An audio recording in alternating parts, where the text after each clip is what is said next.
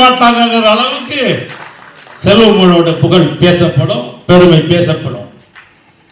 ஒரு விஷயம், படம் சம்பந்தப்பட்ட விஷயம் இல்லை. நான் விஜயகாந்த் சார் மண்டலங்கள்லாம் தமிழ்நாடு பூரா போய் திறந்து வச்சுருக்கேன், நிறையா ஊருக்கு.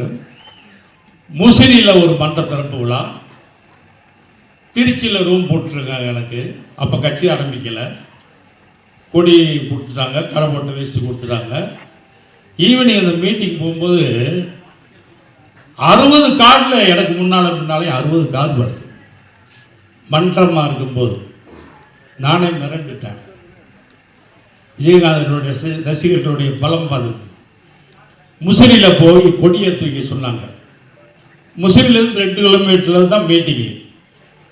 கொடியேற்றி வச்சேன். இங்கே பேதா பேசுங்க சார், நாங்கள் இவன் பக்கத்தில் தானே பேச போகிறேன், நீங்கள் அங்கே வாங்க அப்படின்னேன். இல்லை 3 வார்த்தையாவது பேசிட்டு போங்க அப்படின்னு சொன்னாங்க. நான் சொன்னேன், ஒரு எழுத்தாளராக, வசனகர்த்தாவாக, இயக்குனராக இல்லை, நான் இங்கே இருக்கிறது விஜயகாந்த் அவர்கள் நண்பராக வந்திருக்கேன். விஜயகாந்துடைய நண்பராக வரும்போது இந்த முசிறி இவ்வளோ அல்லோகலப்படுதுன்னு ஒரே கைதட்டல். இந்த முசிறிக்கு லியாக்கத்திற்கு வந்ததுக்கே இவ்வளவு அல்லோகலப்படுது.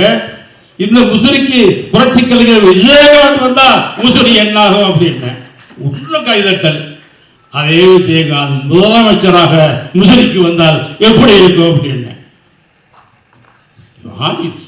முசிறியே.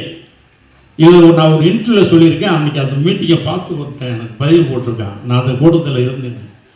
அதுக்கப்புறம் அந்த மீட்டிங் பேசினேன். இறைவன் அந்த பாக்கியத்தை மக்களுக்கு கொடுக்கல, தமிழ்நாட்டு மக்களுக்கு கொடுக்கலாம். அப்படித்தான் நான் சொல்லுவேன்.